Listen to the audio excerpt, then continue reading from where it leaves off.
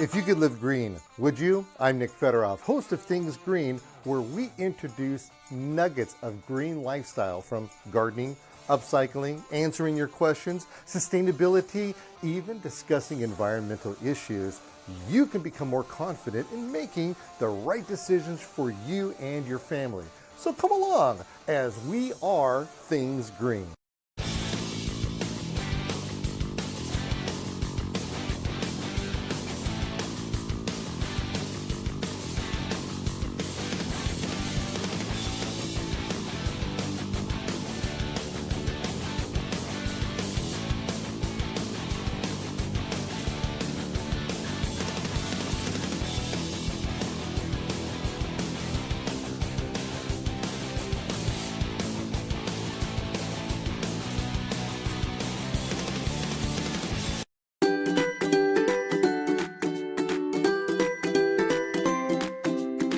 So I'm on a road trip, and do we call this La Quinta or La Quinta? La Quinta. La Quinta. Now, La Quinta in English means the fifth, but today we're not holding anything back. We're not going to plead the fifth. We're going to be talking gardens over here. I was on a little R&R, and I was reading a magazine, and I came across this young lady's article that she wrote, and I thought it was fascinating because you do something that you traditionally don't hear about in the world of yard and gardens, and that is you build gardens for people. So it's a form of landscaping, but it's in the form of edible gardens and not, you know, planting grass and then munching on the grass, correct? Right, that's right. Great. Well, thank you for letting me to invade your place. Absolutely. And by the way, this is really fascinating. As you can tell, it's a very nice, beautiful, sunny day. It's supposed to be 85 degrees today. It's a bit warm today. I am melting over here. But this is the fascinating part about here in Southern California. Now, where the thingsgreen.com Botanical Gardens is located, we have a very interesting, it's a very interesting place because I can drive in practically 2 hours in every single direction, northeast, southwest, and everything in between, and I have hit every single growing zone on the USDA zone map. So what does that tell you? Throw that map away. That map is ridiculous for here in Southern California. It's okay for it to help you out if you want a little bit. And they'll even tell you on the website that, hey, this is just an estimate. We're just kind of guessing over here. Because what's happening over here and what's happening 2 doors over, by the way, it's a pretty massive construction that's going on, right? Right. And you said they just finished that thing? They just finished it. It's for sale. They just finished it. That's a big old pile of dirt out in the back. I thought it was her place, and I'm thinking, oh my, I'm going to have to, she's going to give me a shovel and start digging or something. We're going to get this garden installed, aren't we? Yeah. Okay, so this is an example of what you do. Yes. Tell us about it. Yes. So here are some elevated raised beds. They're cedar because cedar is the best kind of wood to use. It's naturally pest resistant, it's long lasting, it works great, and it's beautiful, and it smells amazing when you're building it. So these are elevated because some clients would like to put them on the patio. Other people put them on the dirt and they don't have the legs on them. Okay, so are they all about the same size when you end up building Right, there could be anywhere from maybe 7 inches. Some are up to 14 if you really want some super deep ones, but usually about 7 to 10 inches in depth. While you're over here telling me this, why are you doing this? How did you get into it? Well, it started when I was 17 years old in my first class in college at COD here in Palm Desert. I took plant science class, and my professor, Michael Watling, changed my mind forever and introduced us into this world of plant science and plants, and I fell in love with plants then. And my degree is in environmental analysis and design from UC Irvine. I've been a tree hugger and ecologist for years. Yeah, I have no idea what she just said, but you got to admit that's pretty cool, right? And I love plants, and I've always taught plant science. I've been a teacher for years. I do a lot of science with the kids, and ecology is super important, and plant science, and let's face it, plants are everything. Plants are the most important thing. And when they're edible, it's even that much better. Right, right. Yeah. And over the years, I just realized that we should all grow our own food. And after the pandemic, when there was food problems and such, growing your own food is really the best thing to do for your community, for the pollinators, for yourself, for your health. Very good. Yeah. She's going to make me cry right now. Okay. Let's get back to the garden part, all right? I don't have any tears with this. Okay, so we have these raised planter Yes. beds. Are they pretty much typically just this size? So these are all 2x4s. These are a good size because they fit these. If you have ground squirrels, which I do, I think I have a whole community here, they also would like this, so this kind of keeps them out. They come in, you can do 2x3, 2x6. Some people do 2x8. If they have a big property, they can do a 2x8. So in other words, you're customizing them based on what their needs are. Right. How many people, when you set up a garden, how many people have actually never gardened before? You know, everybody that I've talked to has done a little bit of gardening. They've tried and then they failed. So they all have the space, they don't have the time and the knowledge and the know-how.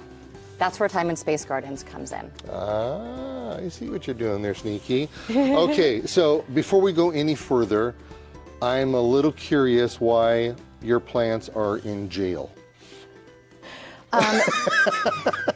This is the anti-ground squirrel protection. Oh, anti-ground squirrel. Yeah, Okay. so they oh, lift that's up. how it lifts up. Oh, how nice. They lift up so you can harvest and prune and do whatever, plant some more. We're gonna plant, it's planting season right now. So I've been pulling out some of the winter crops and we're gonna plant some spring crops. Now, are you planting based on how big the plants get? What the client wants? Do you care what the client wants? Yes. I mean, all of that. All of that? Yeah. Okay, so are you sitting down as a consultation with them, asking them what they need? Yeah, so we're talking about, there's a certain plants that grow, you want to start growing in the spring, and other plants do better in the fall, the cold season plants and the warm season plants. So that's kind of where we start. And what do they want? What kind of plants do they want? And you can grow other things that aren't so in season. With a little bit extra care and love, they'll work. But yeah, what does a client want? I give them a list. They give me their loves and their likes and their dislikes, and then we just go from there. And how much space they have. Now, when they get the well, first off, are you building this on site or is it pre-built? No, I build them. Okay, so you build Yes. them and then you take them over there? Yes. Okay. And sometimes I build them there as well. Okay, so once Depends how many. So once you have this empty box that's there, you're going to fill it with something. Yes. Is it always the same thing? It's the best soil I can get, and that's usually like a happy frog, an ocean forest soil, a super nutrient dense, high quality soil. Okay. Now, when you put it in there, are you packing it down real hard? No. Or do you just kind of leave it, huh? Yeah, I just pour it in. Lots of times there's clumps, so I'll break up all the clumps. It's kind of fun. You kind of move it around like you're spreading frosting. It's almost zen-like. Okay. It's kind of a fun part, actually. and just so what I'm getting aerated. so what I'm getting out of this is that when you go to set this up, you're spending more time there than you really should because you're playing with the soil. No. It needs to be done right. You want to have lots of aeration in there because you want there to be oxygen and for the water to flow well. Okay, so we have, and I know it's not politically correct to say chicken wire. They say poultry wire nowadays. It's poultry wire, so you can still get the bees in here to do Yes, their and the bees business. have been all over these chive blossoms. Oh, nice. Yes. There's a bee right there right now. I almost sucker punched you. Just now. Okay. Yeah. The bees are loving these. Nice. Yeah. So the bees can get through, the pollinators are happy. Okay, you've got the beans going on Yeah. here. You got all Some kinds of fun broccoli. stuff. Look at that. So, I noticed that inside of each container, it looks like you have some kind of lining. Yes, that's it's kind of just a little protection lining. It's like a agricultural fabric, Okay. just a barrier between the soil and the wood. Okay, so you're able to get drainage out of that. It's Yes. not like it's plastic Yes. and holding it in. No, there or absolutely not. anything And there's like that. holes at the bottom too. Oh, underneath. Mm-hmm. Okay. Yeah. Okay. So is that minimizing your dirt loss as well? Right. There's next to no dirt loss here. Okay. Yeah. All right. Now I could tell from right here. It looks like I was wondering how you're watering this. Yes. So you're watering it via drip line. Yes. And how successful is that for you? It's super successful and it's super essential. Oftentimes people put way too much water and it's wasting water, and it's just plants don't work well with that. They want the least amount that they need. They just need a certain amount and no more than that. So are you just hooking up like a hose thing to this? Or? Yeah, so I just have a hose bib And I Okay. just have a few different components. Oh, and you have a timer on And a there? timer and a Bluetooth timer, so it's on your phone. You can control it. Okay. Super easy, changing for the seasons. And I just run about a 1/2-inch polyurethane tubing up the back of each one. And then we have 1/4 inch drip line with 6-inch spacing. Okay, so the emitters are just oozing out. They're not spraying. It's like dripping. Yeah, Yeah. yeah. Maybe that's why they call it drip line. You think? Yeah, it might be. Yeah, that could right? be it. Okay, so we have the containers. We line it first. You put the soil inside. You get your drip line next? Or do you We plant? kind of plan the drip line. We do the planting first. Oh, okay. Yeah. Okay. Because if you have the drip line and you put the plants everywhere, it depends really. You kind of want to lay the drip line where you're going to have it and then pause for a second, do the planting, and then kind of secure the drip line. So are you putting in actual plants or are you putting in seeds? I'm doing seedlings, very, seedlings. very young plants, Itty bitty ones. and seeds. Oh. I do both. Oh, okay. And Yeah. this way you can get you can get 2 crops growing at a different time. Right, and some take a really long time to get even this big. Mm-hmm. So you don't want to maybe wait that long. You buy a seedling, but some of them grow really fast. Like a lot of the lettuces, the radishes, they grow really fast. So you just go by seed on those. Hey, this one's locked. Oh, I got to do another thing. Okay, so what I'm noticing over here, in fact, I actually had this question on my radio show just this last week, was based on, I planted, they planted something, I don't remember what it was, but they planted it, and once they planted it, they found out that they wanted to know that when can they start harvesting Right. from that. Right. And this right here is kind of cool because almost everything that you have, the second you, may I? Yes. The second that you plant it, you can start eating it. Kind of defends the Right. And the onions too. yeah. At our school, we have a huge garden, and the kids love to eat the tops of the onions, the greens. They love them. Yeah, all parts of the onion. This is delicious. By the way, so you have all your plants over here. You have the greens. You have. So we have cilantro and basil and sweet Vidalia onions over here. We have arugula and spinach. A few beets are in here. You just got all kinds of really neat stuff in there. That's growing. Now, is it possible to overplant a 2x4 planter? Yeah, you want to give them a little bit of space, and you want to have air. If you have it too overstuffed, it can kind of cause dampness, and then you're inviting viruses and diseases. So you just want to kind of be careful and see how much space in it. And every kind of plant has a certain amount of space they need. Okay. Now, are your clients maintaining this, or do you come in as a service to maintain it as well? So both. We offer a weekly service to come in, to prune, to harvest, protection from viruses. Because if you have a virus, if you have a pest, the one thing you want to do is stop it immediately.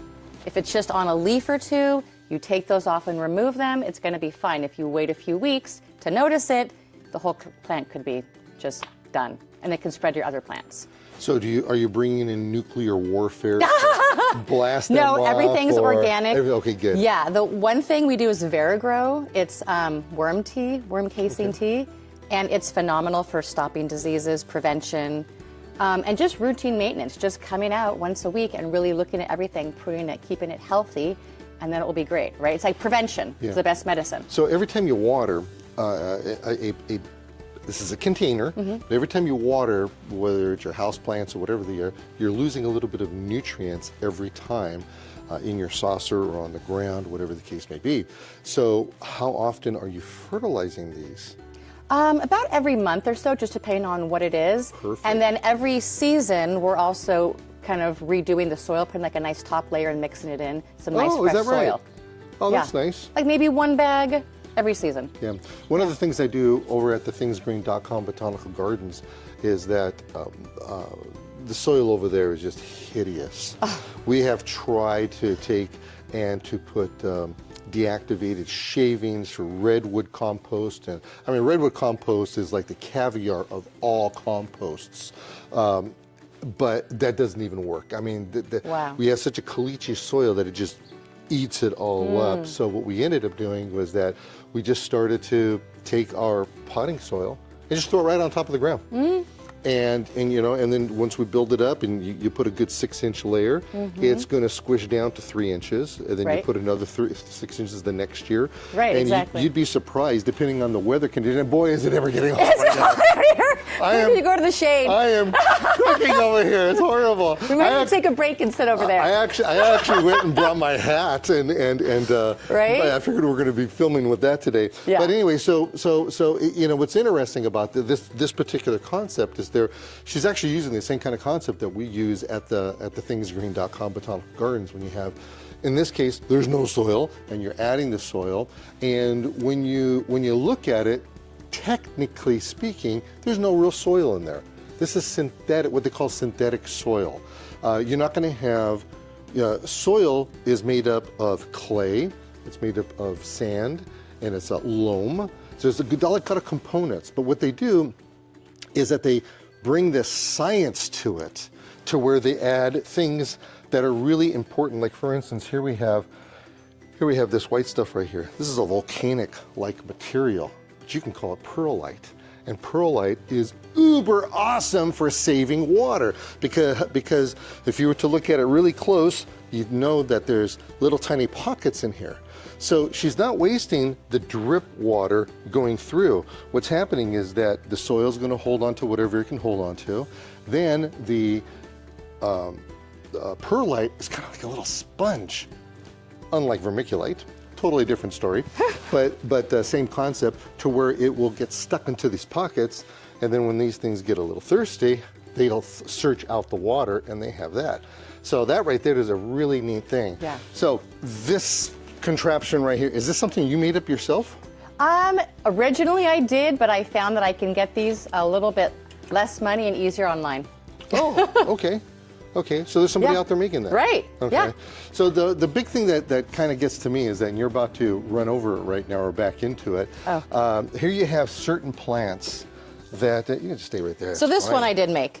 Oh, you did the make bottom this part, one. yeah. Okay, so we have this one right here. Tomatoes are known for being large plants. Some of them can get 4 feet tall, right? 5 feet, 6 feet, right. 8 feet tall. Are you using certain varieties for something like this, or I usually try to get 2 different plants. Okay. Like I like, sometimes the cherry tomatoes are fun and they're delicious and kids love them. My kids love them. And then maybe like another variety, Aroma, an early girl or something. Okay, so you'll stick both of them in. Yeah. So you have, what I think is really cool about here is like you got a spaceship going on, but it's very decorative at the same time. Right. It's just not a tomato cage. Right. Right. This was kind of the homemade. This is how I started out, just making them by scratch, and it works great. So does this bell thing come off? Is yes. that how it works? So it's clipped on. Oh, I see. Right. Okay. Little nice clips. You clip it on. Okay. So you take that off. You get the harvest. Yeah. Take it off. Back, Should we have one? Put it back. Absolutely. Is it difficult to do? No. That? No. Oh, how nice. Look at that. They're super good. A lot of people don't like the smell of a tomato as far as it smells so good, right? It's just so good, especially when they're not in season. That's what I like. Right? They're so good. We'll do this.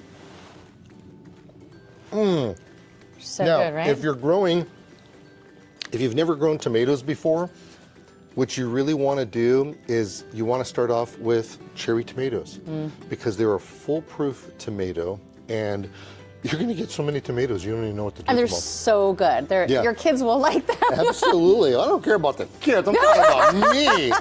That's why all my kids grew up and I kicked them out of the house. All right, so we're putting this on here. We don't want to break anything. And then you have another little clip in the back. Yeah. So cool. Okay, so let's kind of go over some of the varieties of plants that you have here. Why don't you work your way this way and come on over here. Yes. All right, so we have some cilantro, some basil, we have sweet Vidalia onions, we have spinach, arugula, we have some Thai basil, and some ruby onions over here. We have some spinach and kale here, fennel and celery, and so shallots and parsley. And then over here we have rosemary, sugar snap peas. We have some garlic also I just put in here. Some garlic that was already sprouted, so I added it. We have broccoli and sage, and lots of bees. Lots of bees. Yeah, they're coming alive. Yeah, with the chives. The chives have chive blossoms now, so I let them go because the bees love them. And you could still eat the ones that don't have the blossoms, but the bees love it. So on your maintenance route, are you telling these plants or your customers that you're going to be yanking them out before they're 100% done? Because, you know, right now it's absolutely beautiful out here. Some of the plants will naturally die off because they don't like the heat. Right. But other ones will just keep on going. Right. You know, like for instance, the time of the year that we're filming this right now, that tomato anywhere else is not going to give you that ripe tomato that I ate.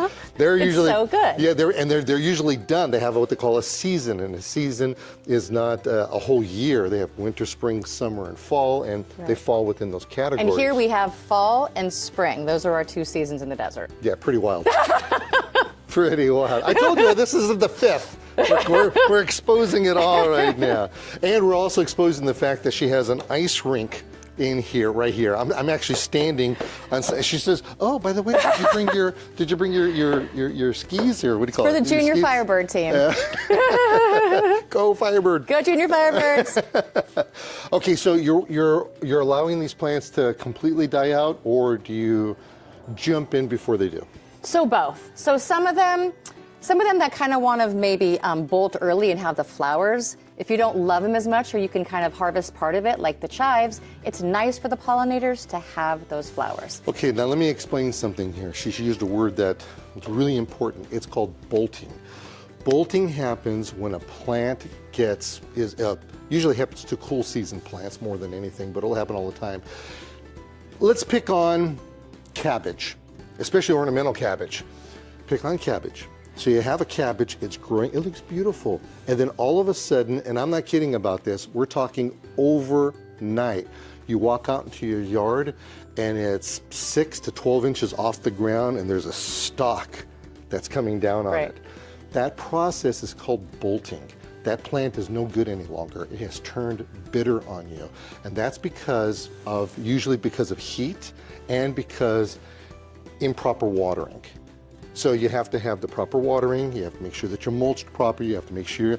She's talking about TLC over here is what you were talking about, right? Right, you have to really take care of them. Yeah, look at them. Okay, I'm sorry, go ahead. No, that's okay. So sometimes we do let them bolt because it's good for the pollinators, and other times we say, okay, that one's done, and now it's spring, like in the desert, it's planting season right now. So we're planting the new spring crops, and that will, some crops are quick, lettuces, radishes, and other ones will take until July. Maybe if you're going to plant watermelon, something like that. Now, the average temperature out in our deserts over here in the summertime is about 4,000 degrees. And I don't think I'm not embellishing there either. 120 or so, yeah. What do you do to protect them? Right. So the herbs will be fine. They're really hardy. The other things, you do like a cover. So these work really well because you can put like a sun cover, like a 75% sun cover, like an agricultural shade cloth on here. And so you can grow some stuff. Not everything is going to grow great, but melons grow great. I had last July, I harvested baby watermelons. Oh, nice. So they do well, and also you can move it so you just have an east facing. Okay. You can move them around. Okay. Yeah. Okay. Yeah, we're definitely in the south. I'll tell you, we're cooking over here. Okay, so if you're going to be growing melons in this, you're allowing them to go on the ground? Is that what you're doing, or you keep? No, so we're going to do like small melons, like baby watermelons. Okay. Yeah. Okay. Or baby. It depends. Some people have huge backyards, and we have a big 2x8. I grew pumpkins this last year, and we're talking each one of those things went out 60 feet. Right. And that's unusual. Or vine them up on a trellis, right? So they're going vertical. Yeah, yeah. Well, I'll tell you, this has been really exciting to come over here to see this. I've never seen them in jail before like this. I think it's really neat that you're able to. It's to make the squirrels happy. Yeah. I think it's really neat that you've made a business out of this. Yes. And so that you can foster the idea of growing and keeping things green. Yes. Keeping things green by and having vegetables. You can get little kids involved with this, and even for the elderly if they need to, and especially for the ADA access. You can bring a wheelchair up here. Take this off. Depending on where you live, you may not have to put them in jail, right? Right. Yeah. All depends on your squirrel and rhinoceros activity. Thank you very much. You're welcome. Thank you so much. All right.